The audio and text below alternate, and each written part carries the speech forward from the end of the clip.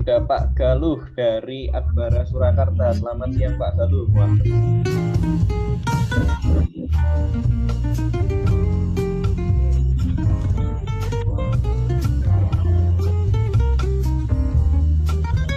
Oh, mohon maaf, ternyata informasinya Ibu Galuh ya, Ibu Galuh dari Akbara Surakarta.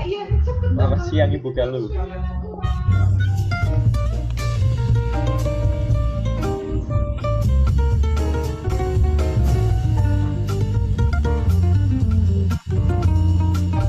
Sudah 41 orang ini yang join. Wah, ada Pak Fahru Rizal juga dari UNTA. Selamat siang Pak Fahru Rizal.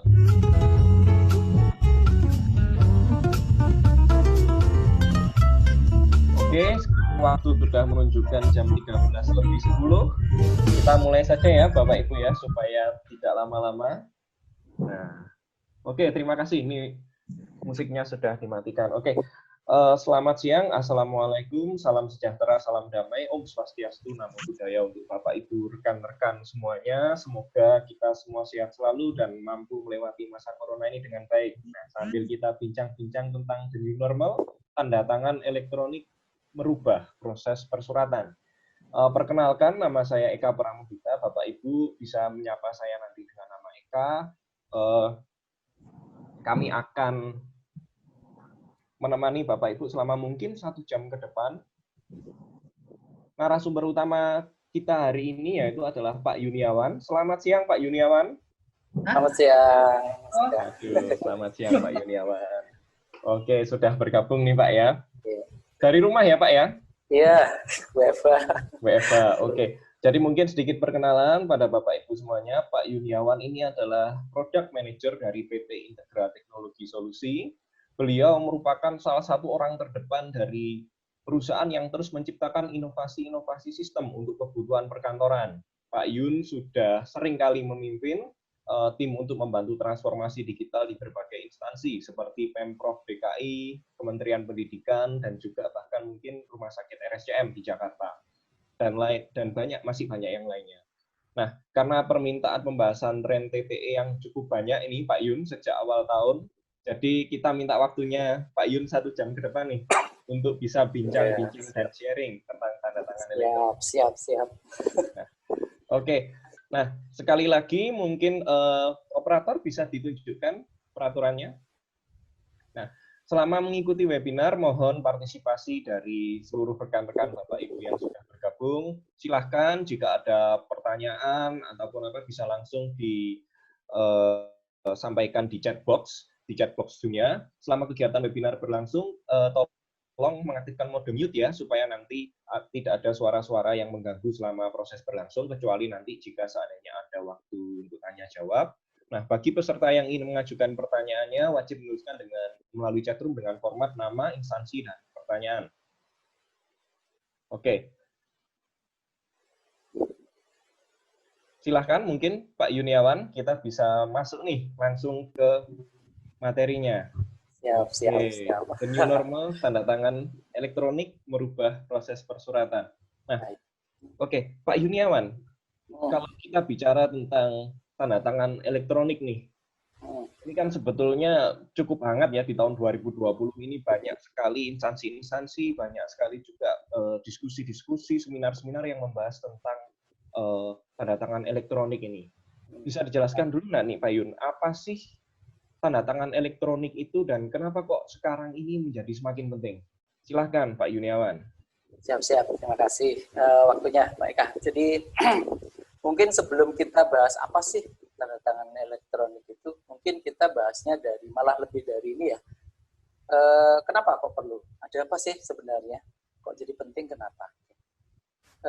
Mungkin jadi penting pertama begini, mungkin kalau kita perhatikan di era sekarang ya, kita kan eranya internet nih, era di mana semua transaksi itu banyak yang sudah melalui fasilitas yang namanya internet. Nah, dan itu kalau kita amati itu yang namanya perubahan ke arah internet itu juga diwarnai dengan beberapa kejadian yang tidak mengenakan buat kita. Jadi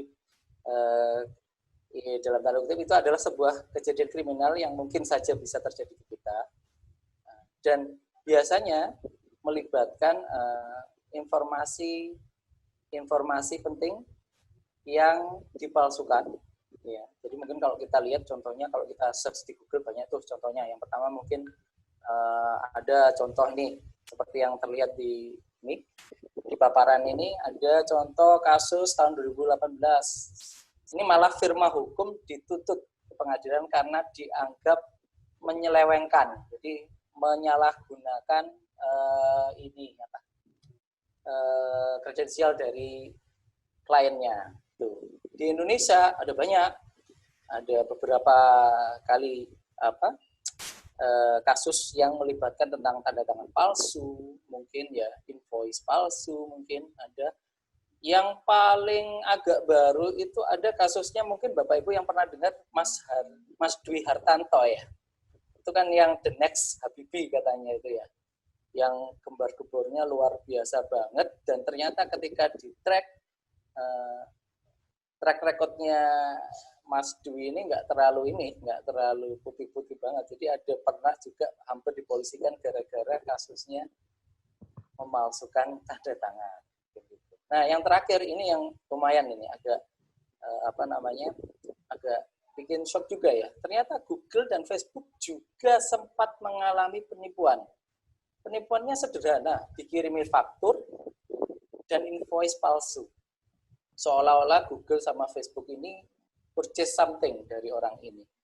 Dan itu kelolosan sampai rugi sekian triliun nih ya. Terus sampai akhirnya dibawa ke pengadilan. Ya, untungnya masih bisa diselamatkan mungkin dananya. Nah, berangkat dari ini tentu kan kita sudah bisa nih ya membayangkan bahwa wah lumayan ya, ternyata sekarang yang namanya sesuatu dipalsu lumayan mudah karena kita di internetnya. Gimana caranya supaya kita bisa tidak mengalami ini?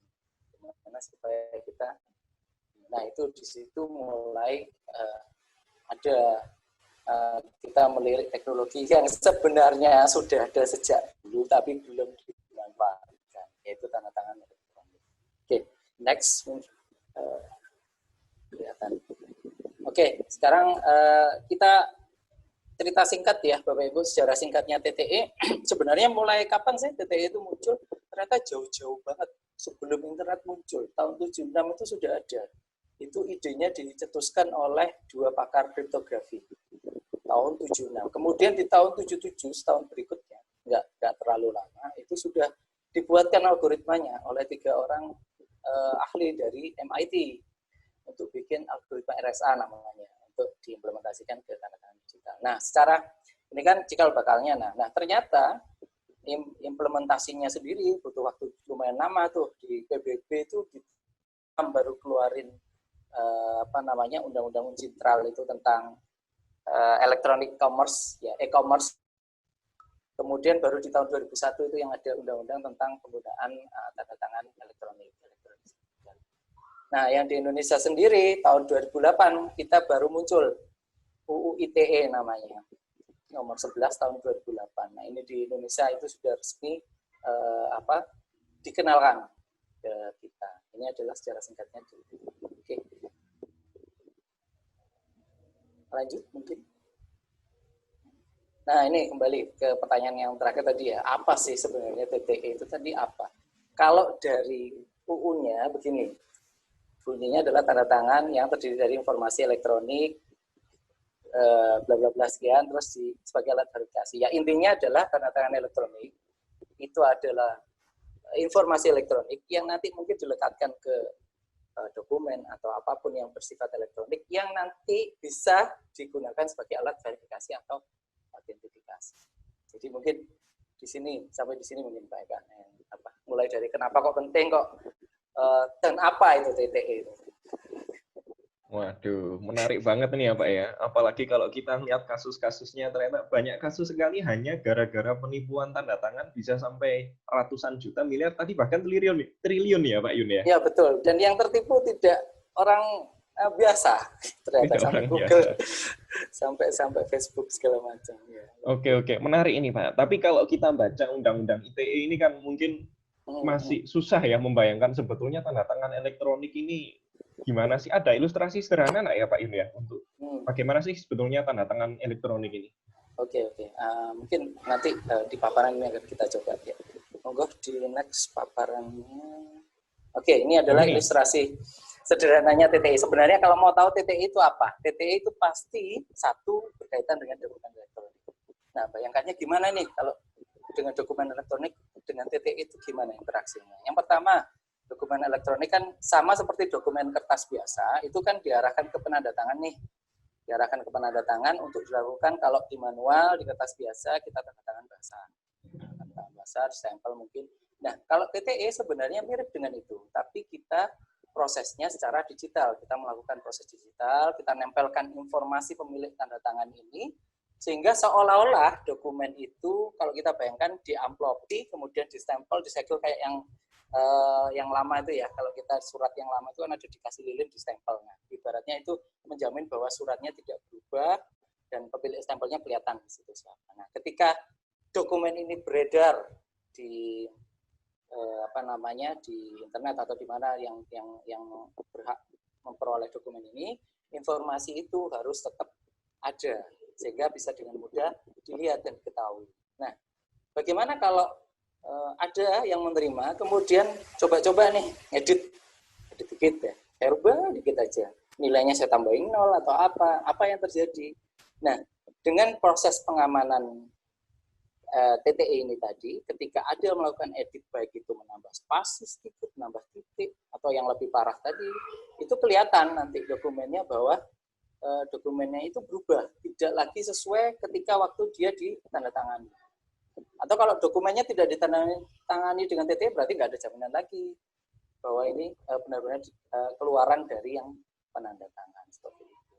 Mungkin next selanjutnya kita ini kan prosesnya liku-likunya. Nah, gimana sih kalau dari sisi yang menerima dokumen gimana ilustrasi perbedaannya? Mungkin ketika kita menerima dokumen, kemudian kita ingin tahu ini dokumen asli atau tidak ya, ini valid atau tidak. Itu nanti baru akan kelihatan ada bedanya antara TTE dengan tidak TTE. Kalau tanpa TTE, itu kita telepon dulu nih, kita bersurat atau apapun yang lain. Intinya kan kita perlu tuh memverifikasi dokumen ini benar atau tidak. Kalau dalam kasusnya invoice tadi kan berarti saya telepon dulu, ini invoice-nya benar nggak ini, nomornya sekian, jumlahnya sekian, benar nggak saya beli ini, benar nggak keluarin apa. Nah ini. Nah yang kedua, ada juga yang kalau kita menggunakan TTE, kita nggak perlu telepon. Kenapa? Nanti di aplikasi yang untuk melihat PDF biasanya Adobe Viewer apa segala macam itu Foxit, itu kita bisa kelihatan bahwa oh iya benar dokumen ini dilakukan TTE oleh siapa, jam berapa mungkin, terus kemudian sertifikatnya itu dijamin oleh siapa nanti, itu kelihatan seperti itu. Mungkin gitu Pak Eka yang dari perbedaannya kalau kita tarik. Cukup menarik ini Pak Yun. Tadi mungkin saya coba konfirmasi sekali lagi deh Pak. Berarti kalau pakai tanda tangan elektronik ini, kita sebagai penerima nih, misal saya mendapatkan sebuah dokumen gitu ya, dokumen PDF yang sudah menggunakan tanda tangan elektronik, saya bisa tahu bahwa oke, ini tanda tangannya sah atau tidak, ini filenya berubah atau tidak, bisa tahu ya, seperti itu ya Pak Yun ya? Bisa tahu. Tanpa saya harus konfirmasi balik ke orang terkait, betul Pak Yun? Betul. Oke, nah ini menarik nih Pak. Tapi ada pembahasan lagi nggak? Silakan pemaparan selanjutnya nih Pak Yun. Iya, oke, siap. Oke, lanjut paparan selanjutnya. Oke, sekarang kita kan tadi bahas ada TTE dengan tidak TTE. Sebenarnya TTE sendiri itu yang diketahui orang-orang itu seperti apa sih? Jadi kalau kita lihat dari dirangkumkan dari contoh-contoh yang ada, itu bisa kita simpulkan ada 3 sebenarnya yang diketahui oleh orang. Yang pertama, yang pertama ini yang paling awal dulu pasti kalau TTE begini Pak, nempelin tanda tangan saya ke dokumen. Baik itu kita melakukan tanda tangan secara live melalui aplikasi, seperti kalau kita terima katakanlah paket, entah dari JNE atau apa, dan kita diminta tanda tangan. Seperti itu. Atau kita memang sudah punya scan tanda tangan, kemudian ditempelin aja. Nanti ada tetap proses manual untuk mengecek bahwa tanda tangan ini benar atau tidak. Kemudian yang kedua, yang ini agak lebih canggih dikit. Nggak usah tanda tangan, Pak. Nggak usah spesimen tanda tangan, tapi QR code. Nah, kelihatannya sudah, oh ya, ini ada QR code-nya. Ini. Tapi tetap sama, mirip sebenarnya dengan spesimen tanda tangan. Kemudian yang terakhir baru itu yang benar. Itu adalah tanda tangan digital, dalam artian yang menandatangani melakukan proses TTI-nya secara digital, pakai sertifikat yang resmi. Jadi kalau dilihat mungkin ya kelihatan ya dari sini ya, ada 3 jenis, sementara yang benar-benar bersertifikat itu hanya yang sebelah kanan sendiri. Ini hanya yang menggunakan tanda tangan digital dari penyedia sertifikat. Begitu. Mungkin sampai di sini mungkin ada yang ini. Mungkin kita coba gali deh dari ini, dari mana? Dari peserta nanti ya, bisa digali juga kira-kira kalau sekarang peserta kita pakai yang mana sih dari jenis-jenis yang ada ini yang sudah sempat kita paparkan. Okay. Ya mungkin next lanjut mungkin paparannya supaya ini. Ya oke, siap. Halo Pak. Ya, dari mana Pak? Aji, PTP 5 Pekanbaru Pak. Ya, selamat siang Pak Aji. Silahkan pertanyaannya Pak. Ini dari ketiga jenis tanda tangan ini, Pak.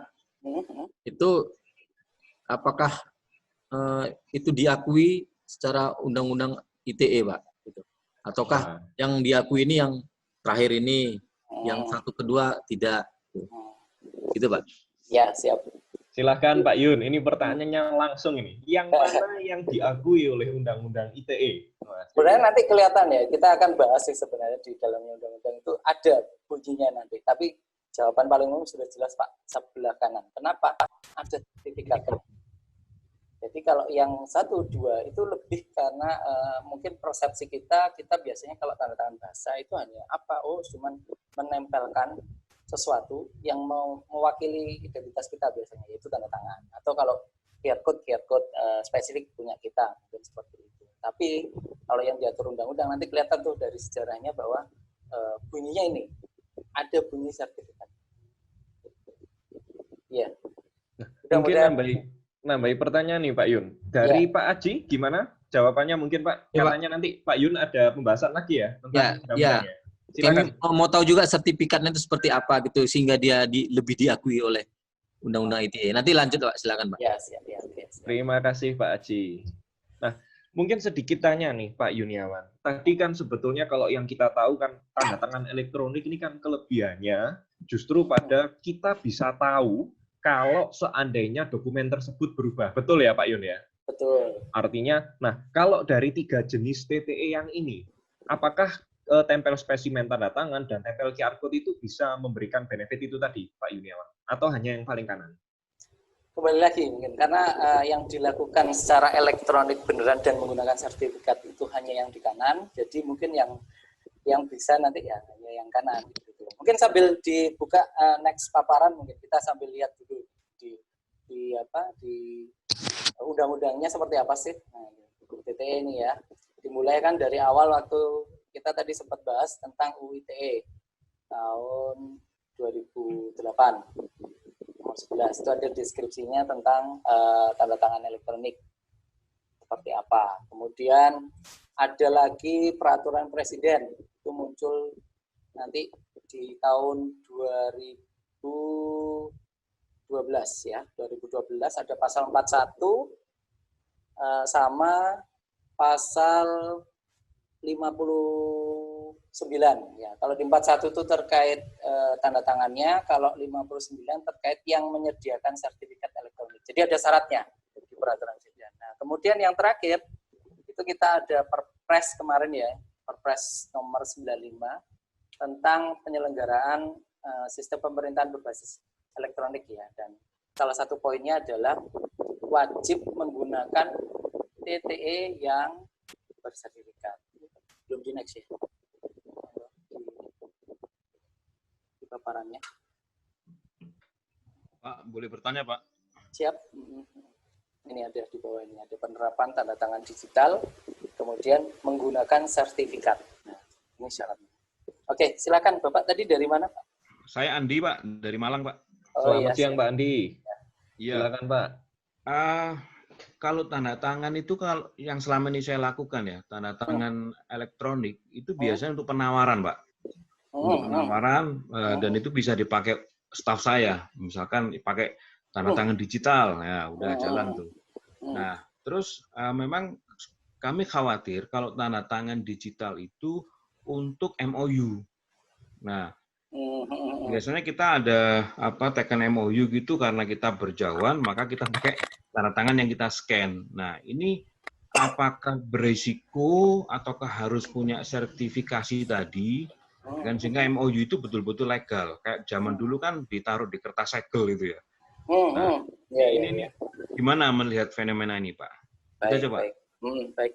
Jadi gini mungkin Pak, kalau yang namanya mungkin tadi ya dari bahasan yang terakhir ya, kertas segel itu kan memang dia harus fisik ya. Ketika harus fisik, kertasnya harus segel, mungkin yang keluarkan mungkin dari instansi Bapak ya, karena Bapak yang mengeluarkan MOU-nya mungkin kalau tidak pakai kertas itu maka bisa dianggap palsu. Nah, kalau dokumen elektronik kan nggak kelihatan Pak ya, bisa itu dengan mudah itu kertas segel itu kita edit di belakang. Bisa. Nah, makanya ketika menggunakan tanda tangan elektronik ini, jadi tidak cukup, apalagi yang tadi ya, nanti sebenarnya ada bahasanya tuh, kapan kita menggunakan TTE yang bersertifikat ini atau tidak gitu. Poinnya adalah ketika kita menggunakan tanda tangan elektronik yang pakai sertifikat, itu pertama, ketika kita menempelkan, itu proses penempelannya itu sekaligus membungkus isi dari dokumennya. Jadi kalau kita misalkan bertanda tangan nih, 2 orang nih ya, dokumennya udah jadi, kertasnya udah jadi nih. Kemudian dilakukan tanda tangan oleh si A, kemudian sama si B. Tanda tangan si A dan si B ini tetap numpuk dan dia membungkus. Kalau dilakukan edit misalkan dari tanda tangan si A,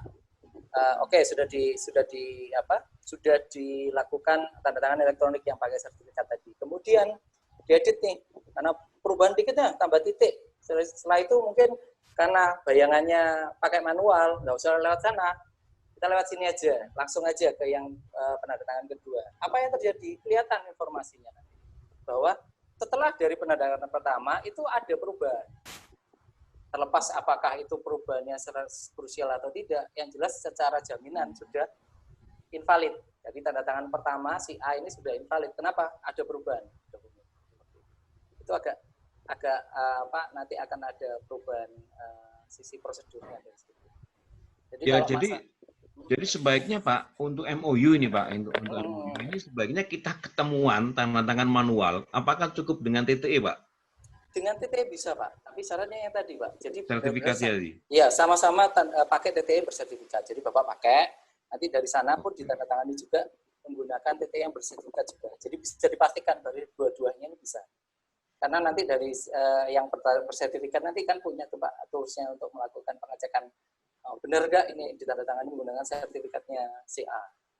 Oke, berarti kerjasama dengan vendor Pak ya? Baik ya, nanti kita bahas. Oke. Ya, makasih Pak. Terima kasih Pak Andi pertanyaannya siap. Pak.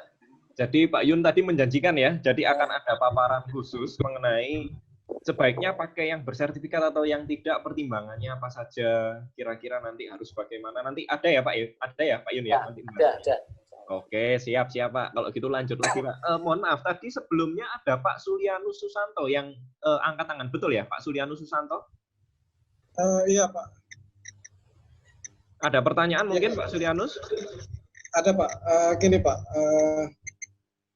kan gini, ini kan sistem keamanan ini sekali kita bendung ya. Bagaimana kita menghindari TTE ini dipalsukan oleh hacker, Pak?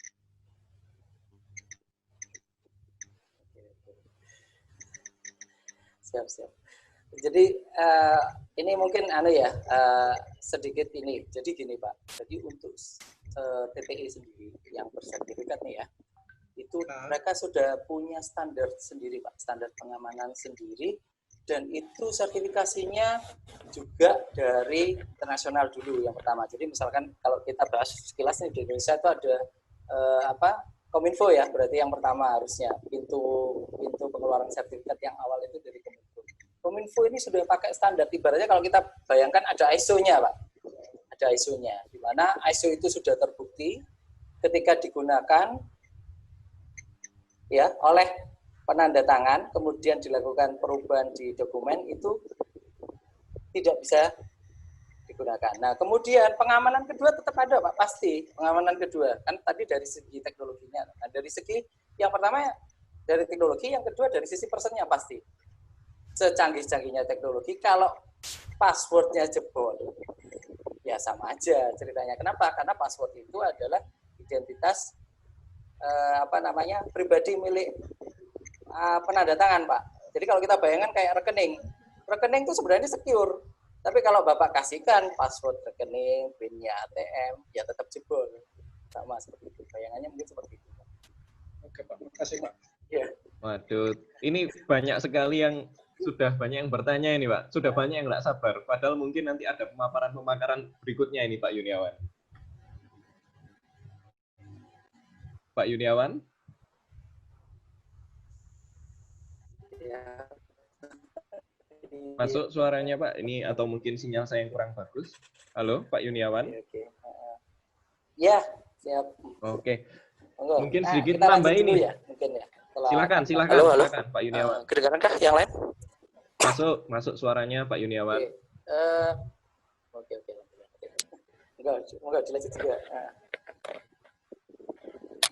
Oke, tadi pertanyaannya Pak Andi itu juga mengingatkan saya nih, Pak. Kebetulan saya pernah punya pengalaman juga menggunakan tanda tangan elektronik. Kemarin pada waktu buka rekening mandiri. Sekarang saya nggak perlu repot-repot lagi nih untuk ke bank. Ternyata untuk penandatanganan itu cukup langsung saya bisa menggunakan, ada pengamanan username dan password ya. Dan setelah itu ternyata pun saya juga mendapatkan SMS. Jadi setiap kali saya tanda tangan itu ada semacam kode. Kalau tidak salah BSSN dan BPPT juga seperti itu ya Pak Yuni ya? Jadi ada pengamanan double. Kalau skemanya mungkin bisa berbeda-beda Pak Eka dari antara penyedia layanan satu dengan yang lain. Karena mereka punya metode untuk mengamankan sendiri. Jadi kalau mungkin BSN itu lebih dari jalur dan pendaftaran terhadap aplikasinya. Wah. Jadi aplikasinya didaftar dan dicek dari IP mana. Kalau bukan dari IP itu nggak bisa. Lebih secure lagi ya itu ya Pak ya? Lebih secure lagi. Kenapa? Karena mereka menghindari OTP ya. Kita bisa bayangkan nih Pak, kalau OTP mungkin berlaku untuk orang awam mungkin masih bisa ditolerir. Tapi kalau kita urusan sama pejabat-pejabat yang eselon 1 ini kan agak ini dalam tanda kutip nggak mau tuh kalau pakai per OTP tanda tangan kan lama tuh nanti jadinya dia ketika tanda tangan tunggu dulu SMS segala macam. Jadi beda-beda kalau boleh saya simpulkan intinya sama-sama.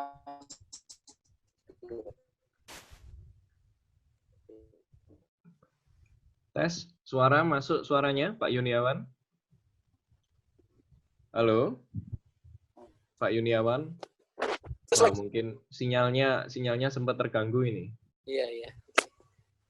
Siap. Halo? Wah, sudah jelas Pak Yuniawan. Iya. Lanjut boleh? Pak Yuniawan, jelas. Ya, jelas. Oke, terima kasih. Lanjut Pak. Gara-gara pertanyaannya banyak ini jadi slow sedikit ini. Tapi tidak apa, kita lanjut lagi. Artinya cukup menarik ini Pak perbincangannya. Iya, oke. Jadi mungkin gitu tadi ya. Mungkin saya garis bawahi lagi bahwa tiap penyedia layanan itu punya mekanisme sendiri. Tapi intinya itu proven untuk secure. Jadi entah mau pakai OTP atau aplikasinya harus terdaftar apa, IP-nya juga apa, itu nanti kelihatan. Karena punya macam-macam. Mungkin lanjut ya, kita bahas lanjut ya setelah kita bahas timeline. Kita bahas sebentar bahwa perkembangan terakhir itu kan timeline ya, kita tadi bahas tentang TE. Perkembangan terakhir kita ada kan yang namanya RUU PDB, Perlindungan Data Pribadi. Sebenarnya ini adalah kepanjangannya perlindungan konsumen, cuman ini karena kita beranjak ke era era internet, era data-data elektronik, maka ada rancangan baru tentang penggunaan data milik personal. Kenapa seperti itu ya? Karena kalau kita cermati ada beberapa kasus yang melibatkan bocornya data personal ke orang-orang yang tidak bertanggung jawab. Dulu ada Facebook ya, kalau yang sekarang yang terbaru Tokopedia ini barusan nih, lagi hangat-hangatnya ini. Apa yang bobol? Oh, data-data pribadi itu, user, mungkin kalau passwordnya tidak hanya kelihatan yang sudah di-coding ya, tapi data nama, segala macam. Nah, ini yang ditakutkan akan menjadi potensi untuk digunakan sebagai alat penipuan. Seperti apa? Nah, seharusnya kalau kita sudah mulai menggunakan TTE yang seperti ini bisa dialir lah intinya. Nggak apa-apa data kita muncul mungkin misalkan seperti itu meskipun seharusnya ini tidak boleh terjadi dengan munculnya RUU PDP. Tapi kalau setidaknya ketika kita menggunakan TTE harapannya ketika kita transaksi kan data itu ada di kita itu PIN itu kita tidak akan di-share ke yang lain. Nah, ketika kita transaksi kita bisa memastikan bahwa benar-benar yang melakukan kita. Jadi kalau ada transaksi yang dihubungi sesuatu yang bukan dari kita kan kita bisa menolak karena kita punya buktinya, kita punya tanda tangan elektronik bersama. Seperti itu.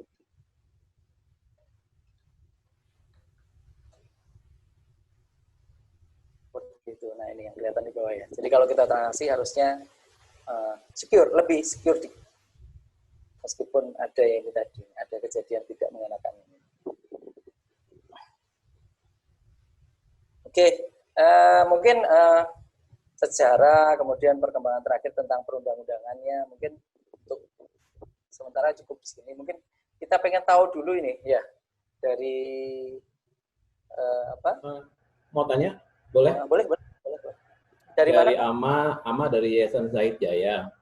Oke, siapa? Saya mau tanya ini regulasi untuk tanda tangan elektronik ini kan kalau kita tahu kalau masalah security printing itu ditangani sama BIN ya, Badan Intelijen Negara.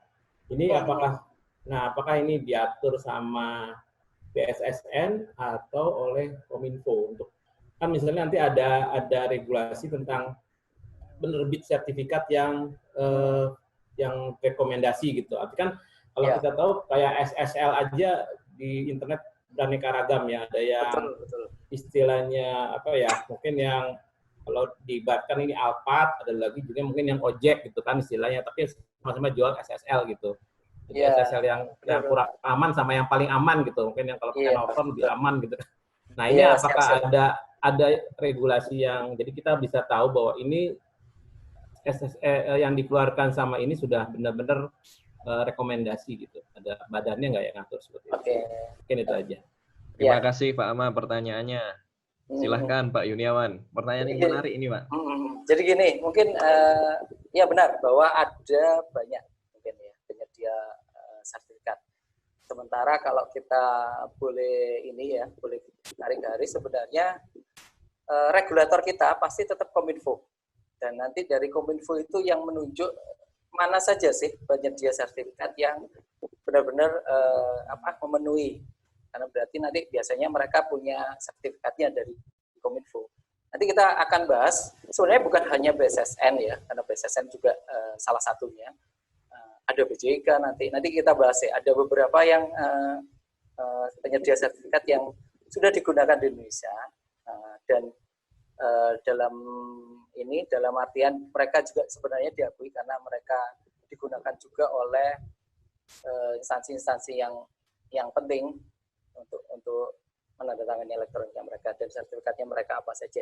Cuman kalau dibilang listnya apa, mungkin ini akan lebih tepat kalau kita nanti bertanya atau mencari galian lebih lanjut tentang di Kominfo-nya. Jadi listnya yang bersertifikat yang resmi apa, tapi nanti saya akan coba paparkan beberapa yang setahu kami itu sudah pernah. Dan beberapa yang ternyata cuman hanya digunakan di Indonesia tapi belum ada memenuhi aturannya Kominfo tentang sertifikat. Tapi tetap penyedia layanan juga. Waduh. Nanti ada lagi ya Pak ya? Ya. Terima kasih Pak Yun. Oke, kita lanjut ke next berikutnya. Slide berikutnya mungkin. Nah, mungkin untuk seluruh peserta, kita coba lakukan polling nih. Kira-kira tipe tanda tangan yang organisasi Anda sudah gunakan apa? Silahkan buka di menti.com, masukkan kode 3795507, lalu buat pilihan Anda, kita akan coba lihat langsung. kita akan coba lihat langsung kira-kira dari seluruh peserta yang ada saat ini, ternyata lebih banyaknya itu pakai tipe tanda tangan yang mana sih? Nah, silahkan dibuka kembali lagi di www.menti.com, lalu masukkan kode 379507. Nah, lalu vote pilihan Anda. Oke, operator bisa tolong tampilkan live result-nya?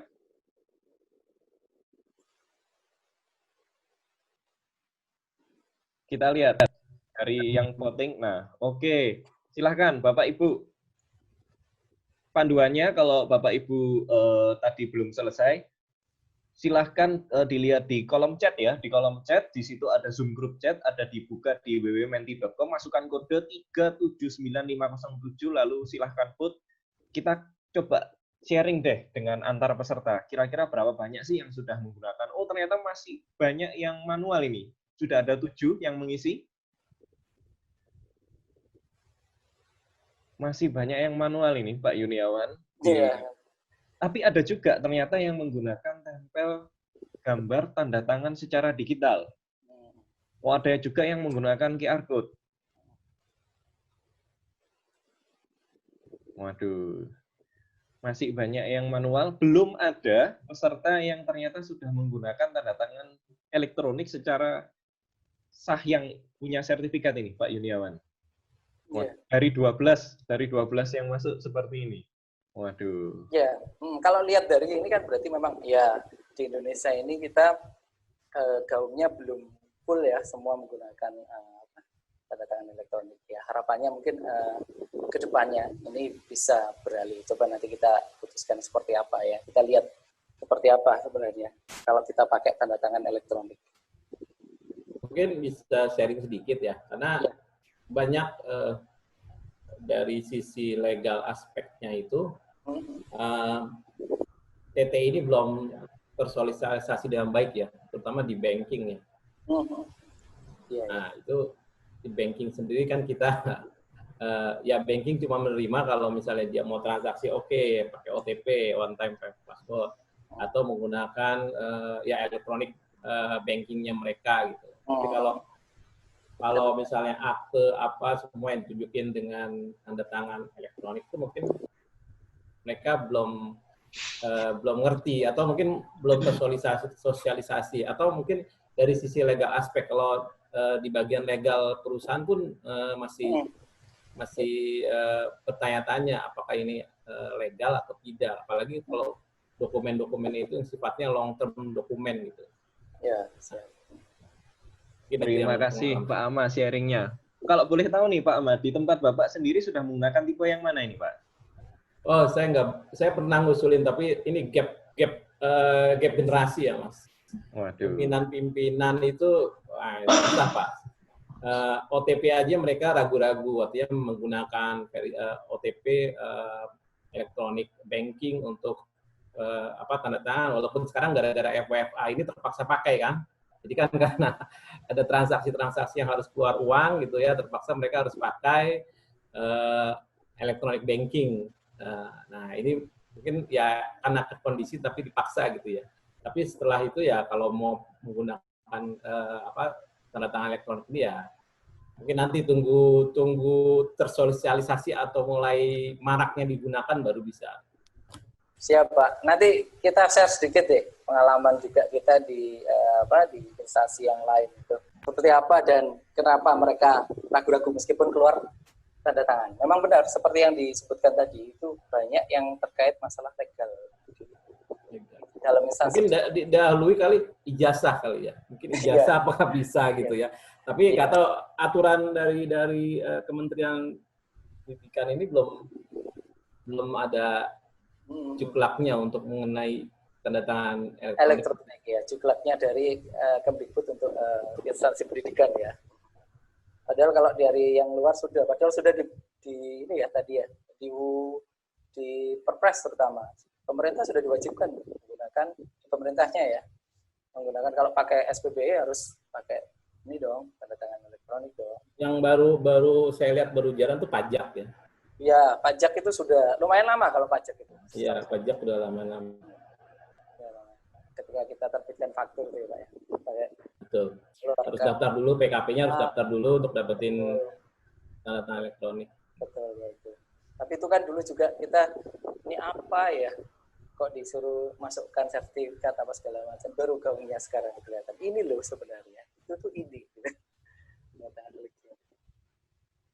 Oke. Sambil kembali lagi, silahkan Bapak Ibu yang masih ingin memasukkan datanya ya di menti.com, masukkan kode 3795507 buat pilihan Anda. Saat ini sudah ada 15 yang mengisi pollingnya, dan ya memang ternyata masih banyak yang manual dan belum ada yang menggunakan tanda tangan elektronik secara paling legal ya tadi ya Pak Yun ya.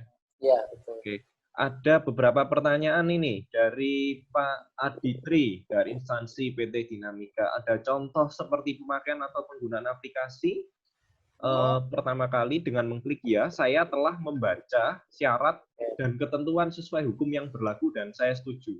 Oh, oke. Saya paham nih mungkin maksud pertanyaannya Pak Adi nih Pak. Kita biasanya kan sering kali ya, mungkin daftar di layanan atau mungkin bikin akun, lalu kan diminta untuk mengklik, ya saya telah membaca syarat dan ketentuan sesuai hukum yang berlaku. Apakah itu termasuk saya membubuhkan tanda tangan elektronik saya, Pak Yuniawan? Oke. Nah, ini menarik ini. Menarik ini. Jadi benar, kalau kita biasa ya di transaksi atau kita mendaftar atau kita menginstal sesuatu, biasanya itu ada EULA-nya ya. Ada agreement-nya yang menyatakan bahwa, oh iya saya setuju, oh saya tidak setuju berarti saya nggak lanjut seperti itu. Tapi apakah ini disebut tanda tangan elektronik? Tentu bukan. Ini adalah persetujuan elektronik. Persetujuan elektronik. Apakah persetujuan elektronik itu legal? Bisa didukung dengan aturan legal dari instansi yang mengeluarkannya. Tapi apakah bisa menggunakan undang-undang perlindungan tanda tangan elektronik? Tentu tidak, karena deskripsinya beda. Kalau yang setuju tadi hanya menyatakan saya setuju, tidak ada informasi sertifikat milik yang menyatakan setuju yang ditempelkan di sana. Hanya bahwa oh ya saya setuju. Siapa yang setuju? Oh ini. Tapi itu bukan berdasarkan sertifikat resmi yang dikeluarkan oleh badan penyelenggara sertifikatnya. Jadi tidak bisa disebut dengan tanda tangan elektronik. Kalau saya sebutnya sih persetujuan elektronik. Legal? Ya bisa legal. Kenapa ada aturannya? Bisa dipermasalahkan di pengadilan? Bisa, karena biasanya kan kita juga kalau kita telemarketing atau dari bank gitu ya menawarkan bahwa begini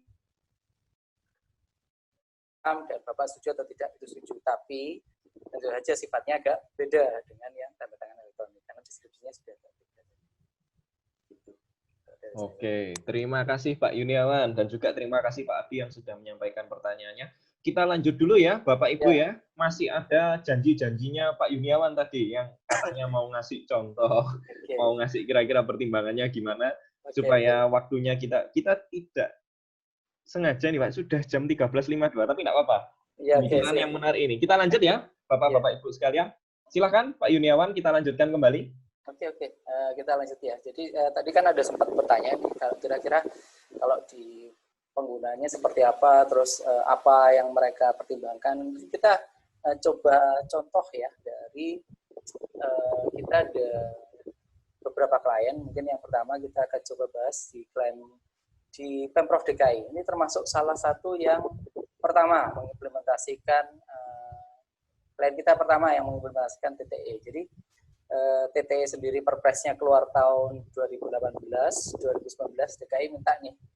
Tapi mereka menempelkannya di mana? Mereka menempelkannya bukan di suratnya. Mereka menempelkannya di proses. Kebetulan mereka menggunakan ini ya aplikasi persyaratannya kita.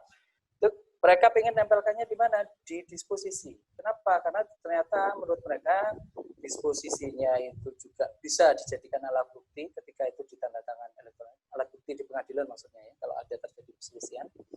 Kemudian mereka secara ini aturan legal yang sudah mendukung itu yang terkait disposisi dan informasi. Sementara untuk terkait suratnya belum. Jadi ketika mereka membuka aplikasi, membuat disposisi, bayangannya seperti ini, kemudian ketika melakukan disposisi akan diminta itu PIN-nya, PIN personalnya tadi. Ibaratnya kalau kita PIN-nya ATM-nya kita, nah, itu untuk melakukan tanda tangan. Itu ditandatangani keluar seperti ini. Ini contohnya kalau kita di punyanya disposisinya DKI. Ini contoh aja ya, Bapak Ibu ya. Jadi mungkin nggak perlu diunikan. Lanjut, ini kalau di Itu DKI. yang tanda tangan DKI itu ada yang menerbitkannya. Oh ya, oke. Yang menerbitkan kalau di DKI ini BSSN, Pak. BSSN. Dulu sempat lama sih mereka bertanya, kita pakai yang mana ya? Karena kebetulan kalau di Integra kan pernah sempat kontak dengan BSSN, kita sempat juga kontak dengan BPPT ya, BPPT itu juga pengeluar apa? Cuman yang penyelenggara sertifikat berdua ini ternyata yang gratis tuh BSSN. Kayaknya Pemprov DKI prefer yang gratis deh, yang di BSSN. Plus juga BSSN kayaknya saya perhatikan ya dari tahun 2019 sampai tahun 2020 ini sedang ekspansi besar-besaran untuk memfasilitasi di pemerintahan untuk menggunakan tanda tangan elektronik. Oh, berarti gratis ya, Mas? Yang penting tuh, Mas, gratis ya, Mas. BSSN, Pak. Coba nanti kita bahas deh. Gratis atau enggak sih? Gitu. Nanti coba kita lihat. Oke. Ya, lanjut, mungkin itu yang di DKI ya. Yang kedua kita ini DKI pertama nih, pemerintah kalau yang di kementerian malah ini ya, selain di Kominfo ya, itu masih dorong-dorongan siapa duluan. Nah, terlepas dari itu, kita di tahun 2020 ini, di awal itu sudah mengimplementasikan juga untuk yang Kemdikbud. Di Kemdikbud. Nah, di Kemdikbud ini sudah benar mau dipasang di suratnya. Di suratnya. Jadi mereka menerbitkan sertifikat per pejabatnya yang biasa menerbitkan surat. Di prosesnya aplikasinya mereka ketika proses draftnya disetujui oleh penandatangan itu ada membubuhkan seperti tadi masukkan PIN ya, terus ditandatangani. Hasilnya seperti apa kalau ditandatangani? Nah seperti ini sama ya, keluar QR code, keluar di bawah ini ada logonya BSSE. Ini adalah standar untuk supaya kemarin pengajuannya mereka itu boleh menggunakan BSSN yang resmi. Jadi kalau BSSN itu kalau sekilas selain mendaftarkan orangnya, aplikasinya juga didaftarkan. Terus keluarannya itu juga dicek sama mereka seperti ini. Nanti sama-sama BSSN Pak kalau di Kemdikbud ini. Sama Kemdikbud padahal awalnya di tahun 2019 mempertimbangkan menggunakan BJK, BPPT tadi ya Pak ya. Tapi berhubung BPPT-nya berbayar, meskipun sebenarnya aturannya mereka lebih nyaman sih di layanan penggunanya. Ada beberapa yang membedakan, seperti beberapa kemudahan cara mendaftarkannya segala macam itu lebih memudahkan. Tapi karena mereka berbayar, itu kayaknya kok tarik ulur sehingga akhirnya tahun 2020 lihat DKI kok sudah pakai BSSN, ya udah pakai aja yang BSSN. Nah, ini contoh. Kebetulan 2 contoh kami ini menggunakan BSSN dua-duanya. Oke. Itu di 2 itu menggunakan sertifikat yang resmi, Pak. Sertifikat yang TTI yang menggunakan sertifikat. Nah, ada contoh yang ketiga di klien kami yang lain yang tidak menggunakan TTI bersertifikat, tapi hanya sekedar menempelkan informasi QR code ya kalau dibilang tadi.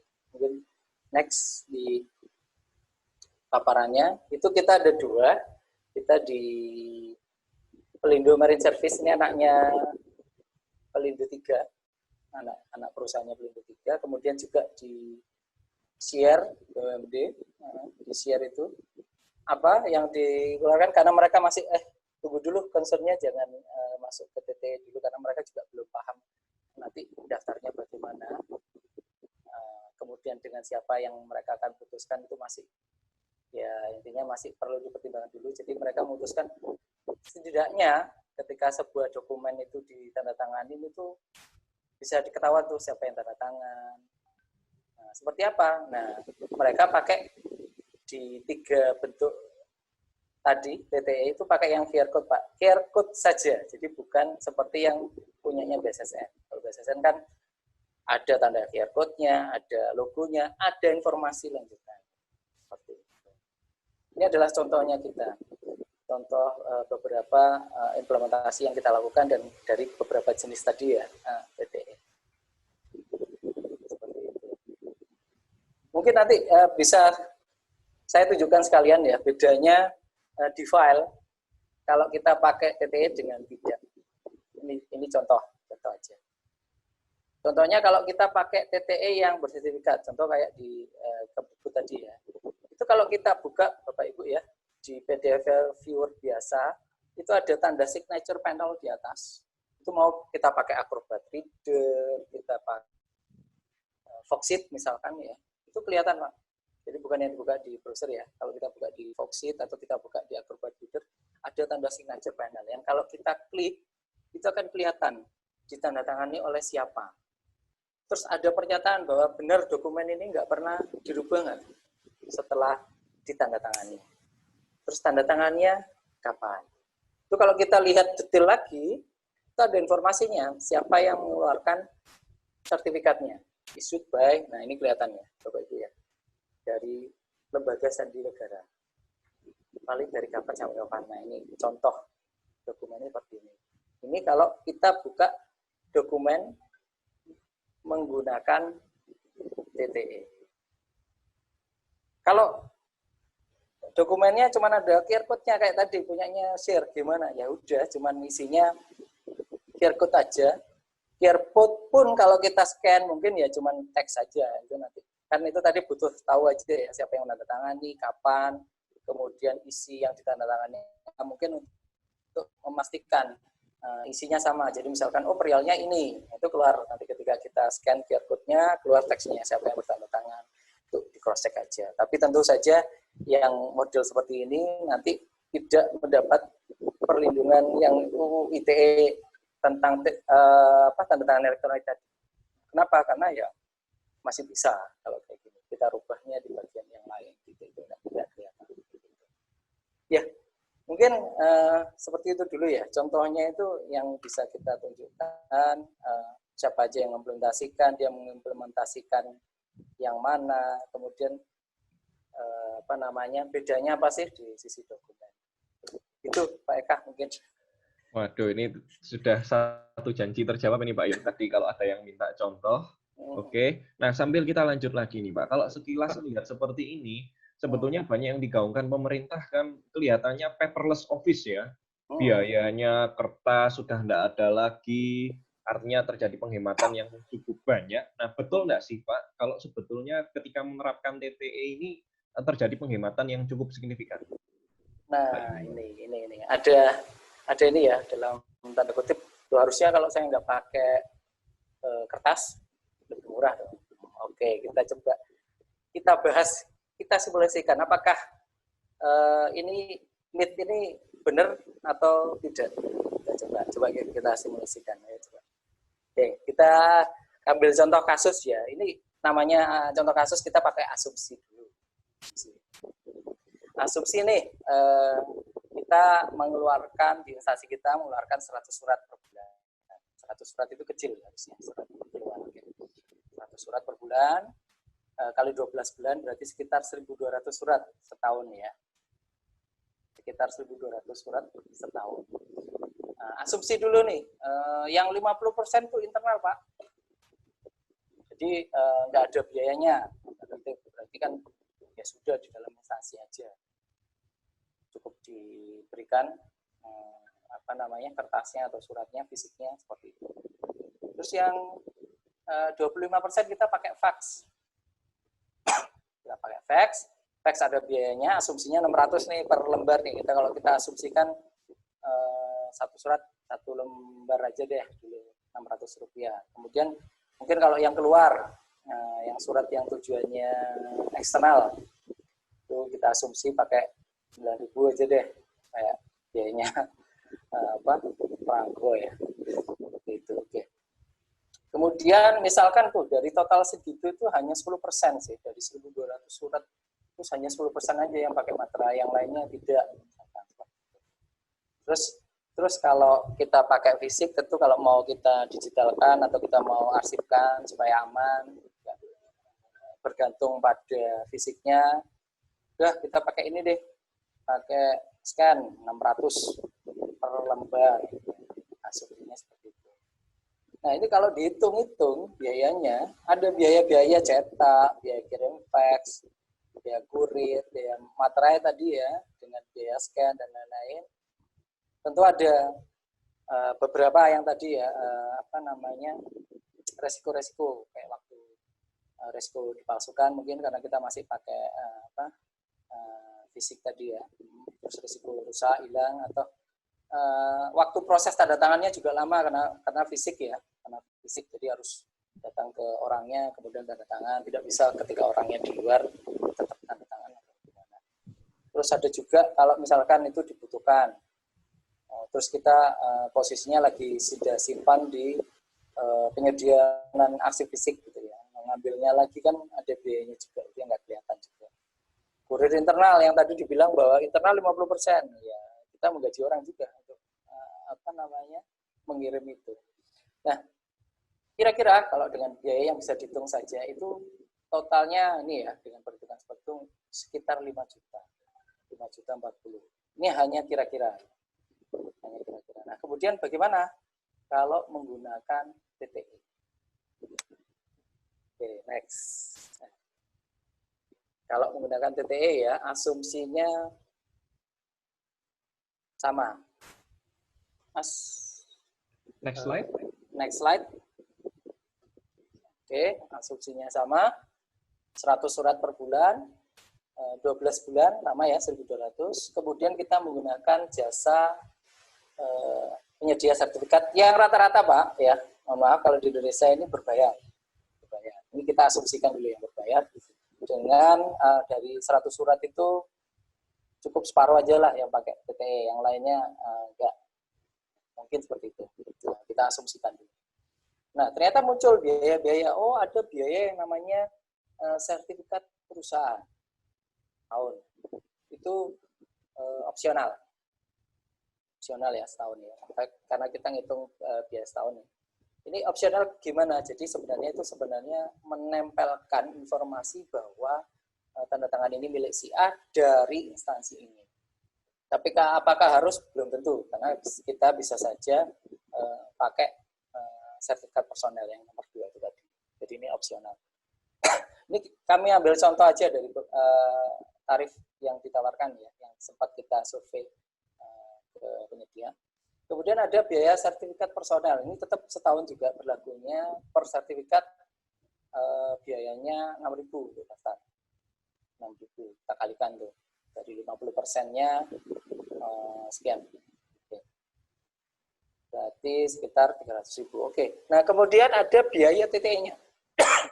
Maaf. Jadi setiap kali kita melakukan tanda tangan, itu kita melakukan proses TTE dan itu di-charge oleh penyedia layanan yang tadi itu. Charge 500 untuk TTE-nya. Terlepas nanti kalau kita ada perjanjian khusus atau mungkin tarif khusus itu lain ya. Gitu. Tapi ini standarnya segini, 3.500 per tanda tangan. Semacam kalau kita bayangkan apa ya, materai. Kita nempelin materai.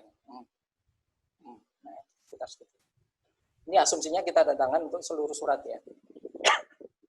Nah, kemudian setiap kali kita tanda tangan, kita pun diminta memasukkan PIN yang didapat dari OTP tadi ya, dari message. Jadi kita request tanda tangan, kita keluar dikasih OTP, OTP-nya itu dimasukkan. Nah, OTP ini kan berbayar juga 350, nah, sekitar segitu. Dengan total jumlah yang segitu, ternyata Bapak Ibu, biayanya lebih mahal. Tapi ada catatannya, resiko-resiko yang tadi keluar di versi yang manual tanpa TTE itu tidak ada. Kenapa? Ya tadi karena ada jaminan tadi, kemudian kelihatan juga nanti kalau dipalsukan, karena digital juga tidak mungkin rusak. Nyarinya juga gampang karena kita sudah menggunakan aplikasinya, tinggal di set saja di aplikasi, kita nyari dimanapun bisa. Proses tanda tangan di mana saja bisa. Jadi mitosnya lebih murah, tidak. Ternyata lebih mahal. Tapi lebih secure. Ya kalau ibaratnya orang Jawa ada istilahnya jarga sukimo, ya. Jadi sesuatu yang baik itu ada biaya. Tapi selisihnya enggak terlalu. Coba dibayangkan nanti dibandingkan dengan risiko. Itu. Kalau kita mau tarik, nanti keputusannya gimana kok kita, oh ini harganya lebih mahal, tapi kita mau pakai enggak? Nah, ini kita harus lagi hitung-hitungan lagi. Jadi kan antara kita mau menghemat sesuatu yang tadi selisihnya sekitar 1 juta lebih ya, 1 juta sekian tahun risikonya. Baru di situ kita harus memutuskan kita mau pakai yang mana. Menghemat dengan adanya risiko atau menghilangkan risiko, tapi kita bayarnya agak lebih mahal. Nah, jadi nih Pak Yun, kalau seandainya ngelihat yang tadi ya, tadi kalau tidak salah ada beberapa peserta yang menyampaikan, wah gimana nih tanda tangan elektronik kalau pakai ijazah di perguruan tinggi, gitu ya. Berarti kalau pakai yang versi berbayar, satu ijazahnya itu sudah nambah sekitar 3.500, betul ya Pak Yun ya? Betul, iya sekitar segitu, sekitar 3.500. Oke. Nah, sambil dilanjut lagi nih Pak, pastinya kan banyak yang tanya tadi loh, terus kan ada yang gratis, nah ini yang bayar, kira-kira pertimbangan-pertimbangan apa nih yang harus kita pertimbangkan kalau seandainya ada instansi yang mau menerapkan tanda tangan elektronik ya, kapan sebaiknya kita pakai yang berbayar, kapan sebaiknya kita pakai yang gratis, atau bagaimana, itu gimana Pak Yun? Oke, mungkin sebelum nanti pertimbangan mungkin kita bahas dulu nih yang menyediakan mana aja sih. Yang menyediakan mana aja. Media TTE tadi ya. Yang menyediakan sertifikatnya dan menyediakan layanan TTE-nya. Oke. Yang kelihatan tadi sudah sempat kita bahas BPPT ya, Pak Eka ya. BPPT itu turunannya Kominfo juga, kemudian BSSN terkenal juga. Kemudian di luar itu kita mungkin ada Privi ya yang terkenal ya, sempat ada juga beritanya di ini. Kemudian Zoho itu juga ada juga DocuSign. Oke. Kalau yang menyediakan sertifikat yang sesuai dengan aturannya Kominfo itu kalau saya lihat BPPT, BSSN karena dia milik negara ya, Privi. Apakah di luar ini ada? Peruri juga ada kalau nggak salah ya. Peruri juga ada ya. Intinya ada banyak. Ada yang menyediakan sertifikat kayak FPV dan seperti Zoho. Zoho itu punya sertifikat. Mereka yang menandatangani dengan persetujuan dari si pemilik dokumen. Jadi ibaratnya yang ditempelkan kalau Privi, kalau BPPT, kalau BSSN itu yang ditempelkan tanda tangan yang menandatangani karena mereka punya sertifikat sendiri. Kalau pakai Zoho yang ditempelkan itu tanda tangannya Zoho. Zoho seperti bersaksi. Oke, saya menyaksikan proses ini dan saya menyertifikasi bahwa ini sah dan bisa dicek juga nanti apakah setelah saya sertifikasi ini ada perubahan atau tidak seperti itu. Jadi ada perbedaan. Kalau ditanya mana yang lebih kuat, tentunya yang punya sertifikat sendiri. Kenapa? Karena aturannya kita untuk yang secara pengadilan itu mungkin pasalnya masih karet ya, belum fix banget harus pakai tanda tangan ini, masih bisa diterjemahkan lain. Dalam artian Zoho pun legal, di Indonesia juga legal. Tapi kalau secara kuat-kuatan atau secara ini, mungkin yang lebih kuat adalah yang sertifikat pribadi. Nah, dari layanan-layanan ini, kalau Bapak Ibu mau pakai yang mana sih? Itu dulu ya, kita belum bahas kita mau pakai yang mana. Coba kita, kalau dari instansi saya ini harusnya pakai yang mana? Nah, kita lihat dulu layanannya. BJK atau BPPT ya, di badannya yang menyediakan sertifikatnya nama BJK, BPPT, itu hanya melayani pemerintah, struktural pemerintah, jadi kementerian vertikal ya, sampai level apa itu. Pokoknya hanya di pemerintahan. Kemudian kalau BSSN, mereka melayani pemerintah, mereka juga melayani BUMN atau BUMD. Ini sudah saya sempat tanyakan ulang-ulang, benar ya, melayani BUMN dan BUMD ya, dari pihak BSSN-nya menyatakan seperti itu. Nah, untuk yang lain tentu saja yang melayani untuk kayak Zoho, kayak ini itu mereka melayani juga untuk yang non pemerintah. Kenapa? Bisakah mereka kayak Privi itu melayani pemerintah? Oh bisa sebenarnya. Cuman ya kalah sama BSSN, kalah nama, dan satu lagi BSSN gratis.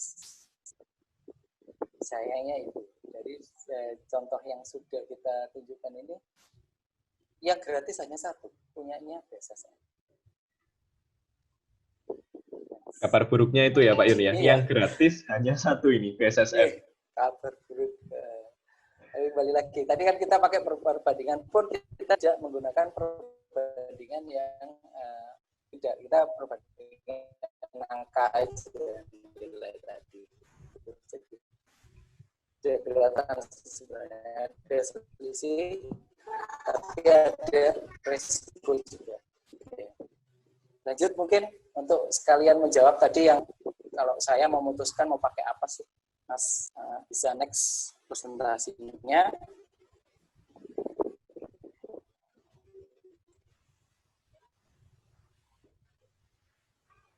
Halo, suaranya freeze kah? Oke, ada lagi? Oke. Masih ada? Oh, ini ada pertanyaan dari Bu Feni, tapi kita simpan dulu ya, Bu Feni ya. Bapak Ibu yang ingin bertanya, silahkan tanyakan dulu di chat. Nanti kita akan jawab satu persatu. Tapi untuk kita mempersingkat waktu, kita akan coba selesaikan dulu pemaparan dari Pak Yuniawan. Nanti pertanyaan akan dibacakan urutannya sesuai dengan yang menuliskan. Sudah ada pertanyaan dari Bu Feni, kita keep dulu ya, Bu Feni ya. Nanti kita akan bahas itu. Lanjut lagi, Pak Yuniawan. Oke, yang tadi ya bahasanya kan adalah new normal. New normal kan tidak, kita tadi sudah bahas caranya kayak apa, biayanya kayak apa. New normal. Dalam artian berarti suatu saat ini akan dipakai di mana-mana. Ya, kita lihat dari trennya. Trennya mengatakan mobile atau bergerak itu adalah new normal sekarang. Kenapa? 66% karyawan. Ini sebenarnya hasil riset tahun berapa nih, sudah beberapa tahun belakang. 66% karyawan itu pakai mobile device, personal device, kerjakannya pakai personal device, mau laptop, mau HP, apalagi sekarang ya zamannya HP, tidur pakai HP, pegang HP, yang mau tidur dicek dulu HP, bangun tidur dicek dulu HP, mobile, sudah mobile. Yang kedua, software yang diperlukan untuk melakukan kolaborasi dan lain atau termasuk proses penandatangan seperti ini itu tersedia sebenarnya sekarang sudah banyak. Kita lihat kan aplikasi persuratan itu penyediaannya sudah banyak. Artinya apa? Toolsnya sudah siap. Terus yang terakhir apa faktornya adalah kita berubah ke arah sekarang ini lebih mobile. Artinya apa? Orang-orang yang dulunya di kantor nggak terlalu banyak kemana, sekarang mobile. Banyak melakukan pekerjaan sambil jalan, sambil di luar. Artinya, sesuatu yang sifatnya manual atau kertas itu akan ada cost waktu, cost sesuatu yang tidak bisa dinilai, tapi kadang-kadang krusial juga. Karena kalau sekarang itu kalau kita lambat sedikit, udah lewat kesempatan. Lanjut mungkin. Jadi kalau dari pattern-nya tadi bahwa tadi ya saya tarik ulang kesimpulannya, kalau kita menggunakan tanda tangan manual itu pasti ada makan waktu karena sifatnya itu sekarang mobile. Kemudian ada risk-nya juga karena kita kalau kita manual seperti apa risk-nya.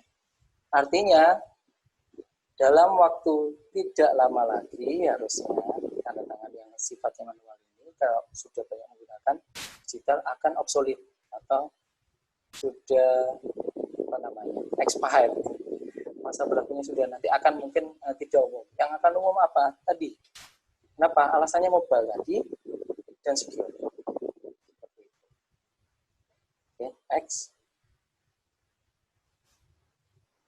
Oke, nah tadi kalau dilihat dari segi Anda seperti apa dan Anda pakai PT atau tidak, ini kelihatan. Kalau Anda dari instansi pemerintah vertikal, Anda wajib pakai TTE. Kenapa? Aturannya sudah ada. Mulai dari ITE sampai terakhir di 2018. Kalau Anda pakai aplikasi, berbasis elektronik, harus pakai TTE. Untuk apa? Penirsangkalan. Non-repu, apa gitu ya namanya. Itu kalau instansinya pemerintah. Artinya sekarang kalau Bapak Ibu amati di kementerian-kementerian itu sudah menerapkan TTE. Tahun 2020 ini sudah digenjot, mereka harus segera. Kenapa? Karena diimbauannya dari tahun 2018, di akhir 2018. Kalau selanjutnya instansi Bapak Ibu itu BUMN atau BUMD. Nah, perlu diingat bahwa BUMN dan BUMD ini kan berada di bawah Kementerian BUMN juga ya. Dan artinya ketika induk Anda sudah menggunakan PTE, nanti Anda akan dipaksa juga bergeser ke PTE. Jadi tinggal tunggu waktu aja nanti ketika kapan diwajibkan. Bisa setahun lagi, 5 tahun lagi mungkin. Seperti itu. Itu kalau kita di instansinya di BUMN atau BUMD. Kalau di luar itu bagaimana? Kalau Bapak Ibu ada di swasta atau pendidikan, yang bisa kami sarankan adalah bersiaplah mengikuti perkembangannya. Nah, kenapa? Ketika pemerintah sudah pakai itu, tren orang-orang yang sudah pakai itu, layanan publik sudah pakai itu, otomatis Anda akan dituntut. Kalau enggak, Anda akan ditinggalkan. Itu sebabnya kenapa kok PTE kita new normal.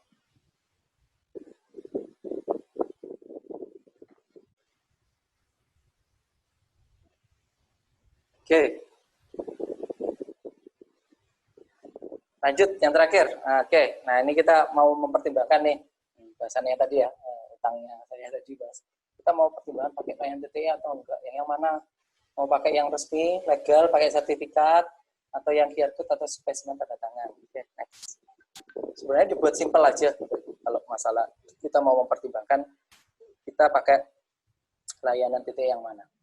Kalau kita bisa menggunakan yang gratis, nah artinya kalau Bapak Ibu dari pemerintahan, BUMN atau BUMD, pakailah PTE sertifikat. Kenapa gratis? Secure. Kalau tidak, coba dinilai deh dari nilai dokumen kita. Mungkin kita nggak full pakai PTE misalkan.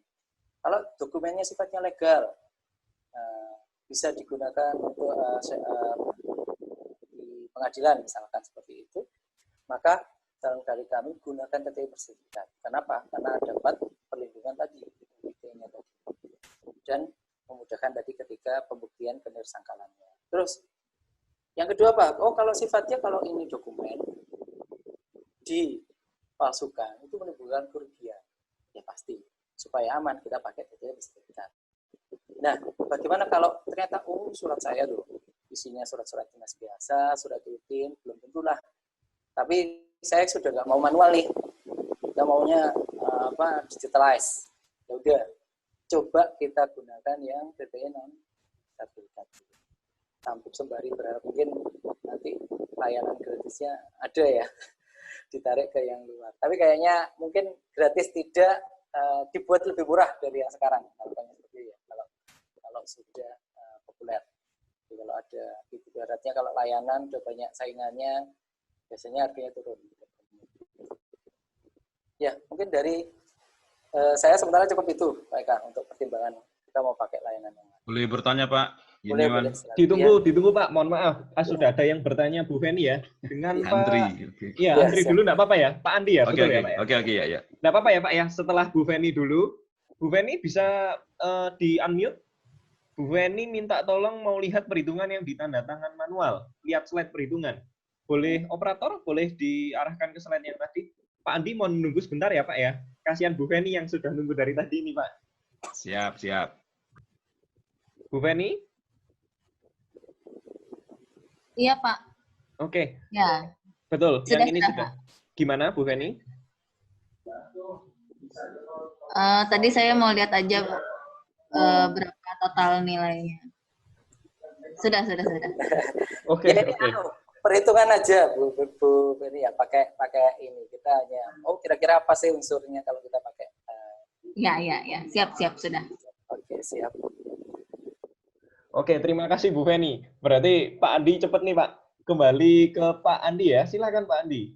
Ya, kira-kira prediksi ke depan Pak, kalau misalkan semua jadi digital, itu apakah surat dokumen legal itu semua bisa dibikin soft copy dan itu menjadi sebuah sudah mempunyai kekuatan hukum gitu loh. Misalkan sertifikat tanah, ijazah, gitu, kemudian SIM atau KTP itu apakah ke depannya akan semua digital dan kita nggak punya hard copy. Dan tentu saja apakah ini nggak ada resiko Pak untuk dihack, untuk tiba-tiba hilang gitu. Gimana Pak kira-kira? Oke. Sebenarnya kembali lagi Pak, kalau di pemerintahan sudah berani menggunakan Ya waduh, atau dasar hukumnya untuk perlindungan bahwa itu sah dan bahwa itu bisa digunakan sebagai alat bukti yang sah itu seharusnya sudah ada. Dalam artian berarti kekhawatiran bahwa kalau saya pakai TTE nanti juga diakui lagi di pengadilan, tidak ada, harusnya itu. Terus mungkin yang kedua ya, hilang atau rusak atau di-crack, di-hack. Kembali lagi Pak, kalau di pembuktian, di perlindungannya TTE ini bukan terletak apakah dokumen itu bisa dirubah atau tidak. Karena dokumen di TTE itu tetap bisa dirubah. Tapi di informasinya kelihatan bahwa ini dirubah.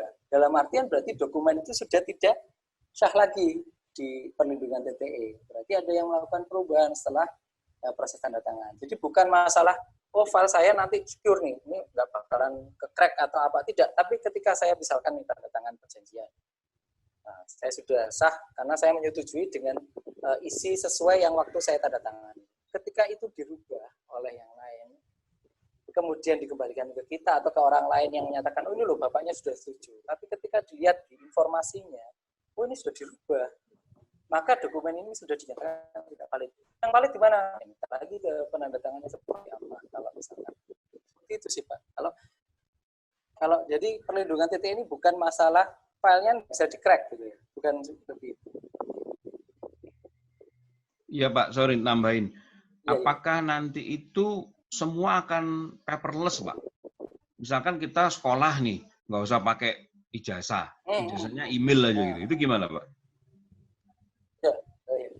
Kalau ijazah kalau nggak salah ada sih yang mulai ya Pak ya, mulai. Tapi kalau dibilang apakah kita akan paperless, kemungkinan besar dalam waktu dekat itu kita akan paperless ya, harusnya. Karena peraturannya tadi sudah mendukung ya. Yang kedua lagi trennya kita kan ya tadi berubah. Apalagi kalau corona ini orang tanda tangan di mana-mana, trennya berubah. Artinya semakin banyak orang menggunakan, payung hukumnya sudah jelas, artinya ya saat kan bisa. Apakah ijazah bisa pakai TTE? Bisa. Ya selama itu tadi yang melakukan tanda tangan, sertifikatnya dikeluarkan oleh penyedia sertifikat. Yang kedua, yang dari sisi ini ya, dari legalitas di instansinya sendiri menyatakan bahwa TTE juga sama dengan tanda tangan basah. Jadi ada payung hukum dari pemerintah dan legalitas dari instansi yang mengeluarkan sertifikatnya tadi. Iya, artinya itu kita ngeprint sendiri-sendiri, Pak ya. Jadi nggak perlu kita terima hard copy-nya. Kalau itu sebenarnya kalau dokumen digital, menurut saya malah nggak perlu di-print, Pak. Itu kita share aja sudah cukup. Kenapa? Oke. Ya, kita copy pun ya nggak apa-apa, selama tidak berubah, tanda tangannya nggak rusak. Ya, siap. Terima kasih Pak Andi pertanyaannya Pak. Oke, kita buka satu pertanyaan lagi. Mungkin silahkan Bapak Ibu yang ingin bertanya. Kelihatannya sudah cukup banyak ini. Ada Pak Helmi Pudaslikar. Siapa yang dapat melihat informasi keabsahan legalitas sebuah dokumen TTE dan bagaimana melihatnya? Nah, silakan Pak Yuniawan. Oke, kembali lagi ya, tadi mungkin sudah sempat saya tunjukkan ya di paparan bahwa ada, kalau kita buka nih dokumen, kebetulan sekarang kalau TTE bentuknya pasti PDF ya Pak ya. Jadi kalau kita buka pakai Acrobat Reader, jadi mungkin bisa dibantu mungkin dari ininya, paparannya biar kelihatan yang tadi yang kita buka seperti apa informasinya. Bukan yang ini ada ya.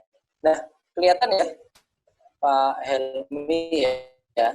Jadi seperti ini. Ini kalau kita buka dimanapun, kopian apapun akan kelihatan kalau tanda tangan elektroniknya seperti ini.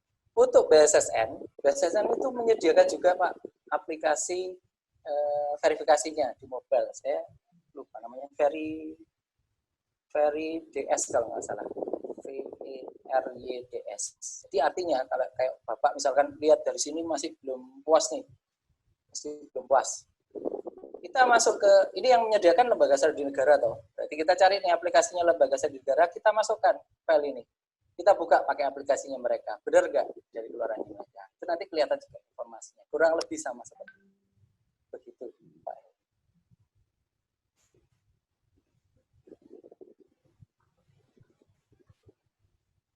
Oke, terima kasih Pak Helmi pertanyaannya. Kalau tidak ada lagi, Boleh operator? Nah, sebetulnya pembahasan TTE ini kan cukup detail ya, cukup detail dan sebetulnya masih banyak banget hal yang harus dipertimbangkan. Apabila Bapak Ibu ternyata mungkin karena kita keterbatasan waktu yang ada, ingin diskusi lebih lanjut atau seperti apa, kami siap membantu Bapak Ibu ingin diskusi, ngobrol-ngobrol santai, mau ngobrol serius boleh untuk kita ngobrol tentang tanda tangan elektronik, nanti bisa dibantu dengan Pak Ahmad. Pak Ahmad adalah Corporate Executive Officer kami, di mana nanti kalau seandainya ada pertanyaan-pertanyaan atau ingin diskusi terkait TTE, silahkan Pak Ahmad akan bisa membantu Bapak Ibu semuanya. Kami lihat di sini sudah tidak ada pertanyaan lagi, Bapak Ibu. Oke, next slide. Nah, bagi Bapak Ibu yang mungkin, next slide, operator. Oke, bagi Bapak Ibu yang mungkin ingin mengetahui tentang webinar-webinar Integra yang berikutnya, silahkan Bapak Ibu bisa join di grup kami, supaya nanti kalau seandainya ada lagi nih pembahasan mungkin tentang TTE, atau mungkin ada pembahasan-pembahasan terkait tren dari pemerintah yang baru-baru, silahkan Bapak Ibu bisa join di grup kami, mau tanya, mau diskusi, bebas, di situ kami juga bisa bantu jawab. Nah, ini mungkin ada satu pertanyaan lagi dari Pak Rahmat. Gimana Pak Yuniawan? Mau kita jawab pertanyaannya Pak Rahman ini? Mungkin waktunya sebetulnya sudah 14.30, tapi mungkin pertanyaan terakhir ya. Sekilas ya. TTE yang dibuat oleh Capil hanya dalam bentuk barcode. Berarti belum tersertifikasi ya Pak? Jawabannya gampang berarti ini Pak. Iya, tinggal dibuka aja di media viewer tadi. Kalau nggak ada panelnya TTE, berarti bukan. Belum tersertifikat ya artinya Pak? Iya, belum tersertifikat. Sebenarnya gini kan, sebenarnya kalau kita sudah bahas TTE itu kita mainnya kan ke file ya Pak. Jadi bukan cetakan. Tapi kalau misalkan itu di print, terus ada QR code-nya tinggal kita scan. Nanti kita akan bisa mendownload filenya atau kita paling tidak diarahkan ke yang file aslinya seperti itu. Biasanya seperti itu. Coba menggunakan aplikasi QR code yang ada. Dan nanti kelihatan. Dari situ kita bisa mengecek apakah file aslinya. Jadi misalkan kita dapat nih bentuknya cetakan, kita scan, pastinya diarahkan nanti kalau dia bersertifikat dari file aslinya, kemudian kita buka, dibuka itu kelihatan nanti apakah ini asli atau tidak. Tinggal kita bandingkan seperti itu. Ya, semoga membantu ya dengan cara ini. Terima kasih Pak Yuniawan atas jawabannya. Terima kasih juga Pak Rahman. Kembali lagi kami mengucapkan terima kasih kepada seluruh Bapak Ibu yang sudah berpartisipasi dan juga proses tanya jawab ya atas pertanyaan-pertanyaannya atau sharing-sharingnya tadi. Sebelum kita akhiri, Bapak Ibu boleh kita minta waktu untuk foto bersama ya. Silahkan tolong dinyalakan videonya. Kita akan foto bersama. Operator tolong dimatikan share screen-nya. Kita akan foto bareng nih. Semoga apa yang ada di webinar kali ini bisa menjadi manfaat buat Bapak Ibu semua. Kami terus juga bersedia apabila Bapak Ibu ingin diskusi terkait tanda tangan elektronik ataupun terkait IT, kami siap. Nah ini mungkin silakan Bapak Ibu. Ini masih ada beberapa yang mungkin videonya belum nyala. Bapak Mehmet, Bapak Taufik, Bapak Budi, Bapak Almando, Bapak Ibu Amanda ya, Ibu Amanda. Mungkin oke. Sudah bangun semua tuh Mas. Waduh. Oke. Terima kasih Bu. Oke, silakan operator kita ambil foto bareng ya. Kita ambil foto bareng. 1, 2, 3. Mau bergaya silahkan. Wah, ada yang bawa anak juga ini kelihatannya ini. Waduh. Oke. Kita foto sekali lagi mungkin di halaman yang kedua, operator. 1, 2, 3. Nah, terima kasih Bapak Ibu semuanya. Semoga dari seri webinar ini bisa membantu apa yang menjadi permasalahan Bapak Ibu. Semoga bisa bermanfaat. Kembali lagi kami dari PT Integra Teknologi Solusi. Terima kasih atas partisipasinya dan kami juga mohon maaf bila ada hal-hal yang kurang. Intinya kami siap membantu Bapak Ibu jika seandainya ada ingin diskusi lebih lanjut. Seri webinar kali ini, webinar New Normal, tanda tangan elektronik, mengubah proses persuratan, kami akhiri di sini dulu. Terima kasih Bapak Ibu semuanya. Selamat siang. Wassalamualaikum warahmatullahi wabarakatuh. Waalaikumsalam. Siang Mas. Selamat siang. Terima kasih.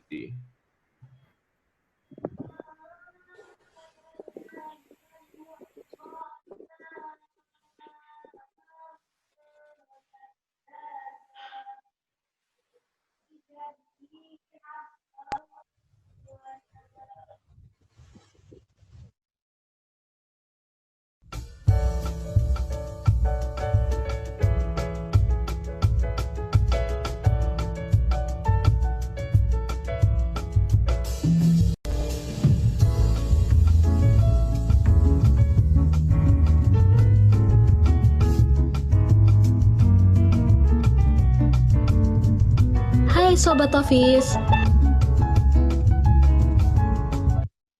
Meski di tengah pandemi COVID-19 saat ini, banyak kantor yang melakukan work from home.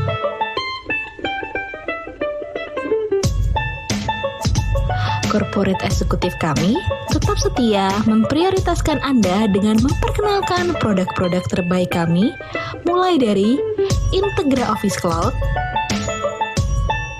persuratan, helpdesk, dokumen manajemen sistem. Jangan ragu lagi, silakan menghubungi kami ya.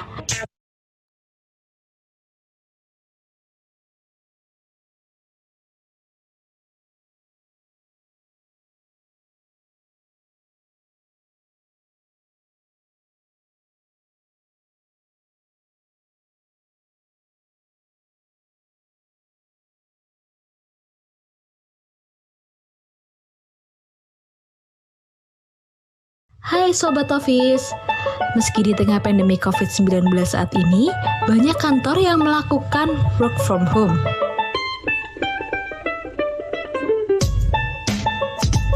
Corporate eksekutif kami tetap setia memprioritaskan Anda dengan memperkenalkan produk-produk terbaik kami, mulai dari Integra Office Cloud, persuratan, helpdesk, dokumen manajemen sistem. Jangan ragu lagi, silakan menghubungi kami ya. Hai Sobat Office, meski di tengah pandemi COVID-19 saat ini, banyak kantor yang melakukan work from home.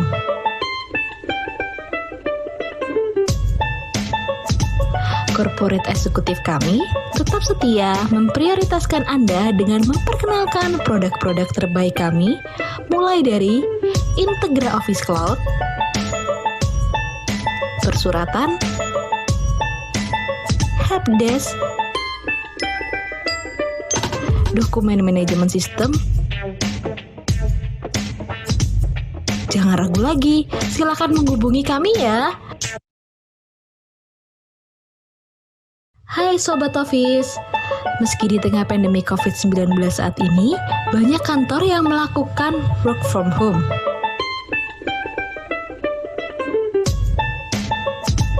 Corporate eksekutif kami tetap setia memprioritaskan Anda dengan memperkenalkan produk-produk terbaik kami, mulai dari Integra Office Cloud,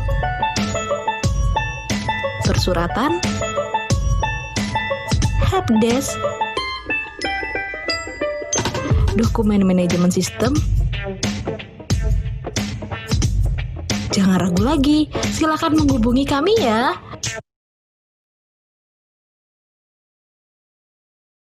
Hai Sobat Office, meski di tengah pandemi COVID-19 saat ini, banyak kantor yang melakukan work from home.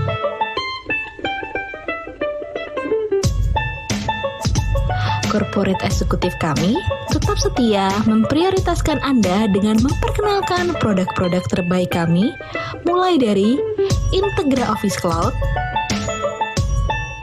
persuratan, helpdesk, dokumen manajemen sistem. Jangan ragu lagi, silakan menghubungi kami ya.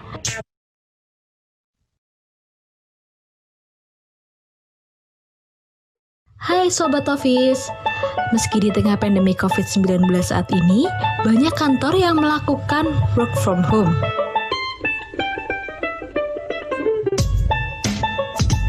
Corporate eksekutif kami tetap setia memprioritaskan Anda dengan memperkenalkan produk-produk terbaik kami, mulai dari Integra Office Cloud, persuratan, helpdesk, dokumen manajemen sistem. Jangan ragu lagi, silakan menghubungi kami ya.